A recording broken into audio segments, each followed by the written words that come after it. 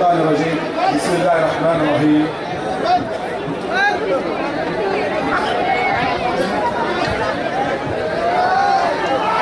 شرشید میں تشریف فرما علی جناب رہاج سید احمد پاشا قادری صاحب رکن اسمبلی حلقہ چار مینار مطابقت عمومی کلی منزل اتحاد المسلمین، جناب محمد معظم خان صاحب رکن اسمبلی بہادر پورہ، جناب ممتاز احمد خان صاحب رکن اسمبلی یعقوب پورہ، اور ہندوستان کے کم عمر میر علی جناب محمد ناجر حسین صاحب اور سابق وکیل میر جعفر حسین مرا صاحب، تمام جماعت کے رفقا، السلام علیکم ورحمۃ اللہ وبرکاتہ۔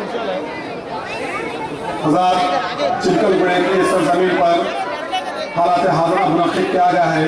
مجلس اتحاد المسلمین اپنی پالیسی بتاتی ہے اور مجلس اتحاد المسلمین کے ارکان اسمبلی اور رکن پارلیمنٹ الحاج بارسٹر اسد الدین اویسی صاحب کے جو کارنامے ہیں پارلیمنٹ کے اندر، وہ آپ بخوبی جانتے ہیں۔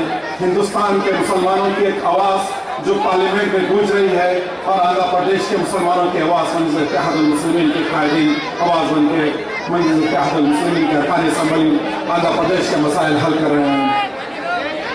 حضرات، ہم کو آج کے نازک دور میں، آج کے نازک حالات میں متحد اور منظم ہونے کی ضرورت ہے۔ ہمارا وقت کا تقاضا ہے۔ آج کا دور اب بکھرنے کا دور نہیں رہا، آج کا وقت ہے اور آگے یہ صحیح وقت ہے کہ فرقہ پرست طاقتوں کو منہ توڑ جواب دینے کا صحیح وقت ہے۔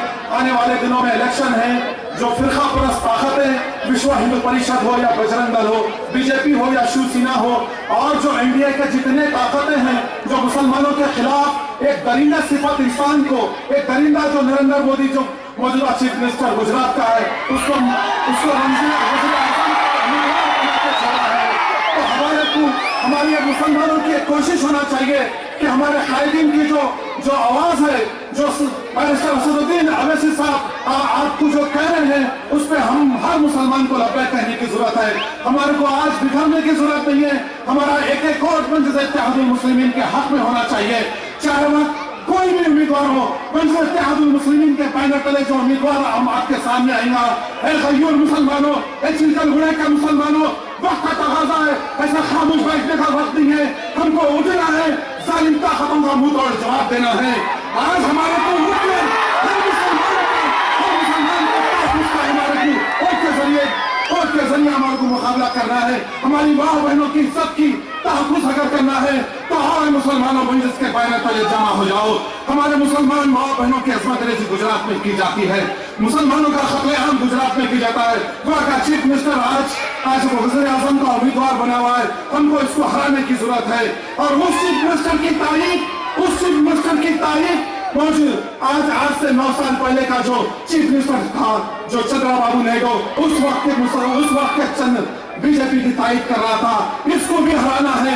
چندرا بابو نائیڈو کو بھی ہرانا ہوگا جو بی جے پی کے ساتھ الیکشن لڑنے کی کوشش کر رہا ہے۔ اے مسلمانوں، ہمارا وقت کا تقاضا یہ ہے کہ آج ہمارے کو ایک ایک ووٹ کا استعمال کرنا ہوگا۔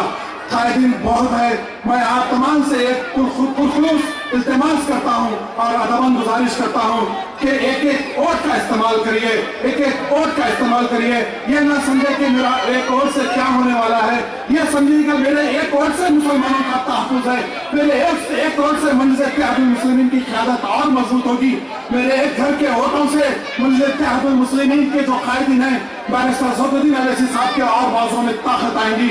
آپ دیکھ رہے ہیں اکبر الدین اویسی صاحب منہ توڑ جواب دیا ہے چندرا بابو نائیڈو کا۔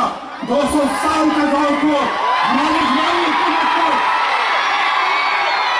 ہمارے آباد میں جو حکومت تھی نظام کے تن میں اس شہر میں، چاہے مرکواڑے میں ہو یا کرناٹک میں ہو، آندھرا پردیش میں ہو یا شہر حیدرآباد دکن میں ہو، یہ ریاست میں ہم نے 900 سال حکومتیں کی ہیں یہاں پر۔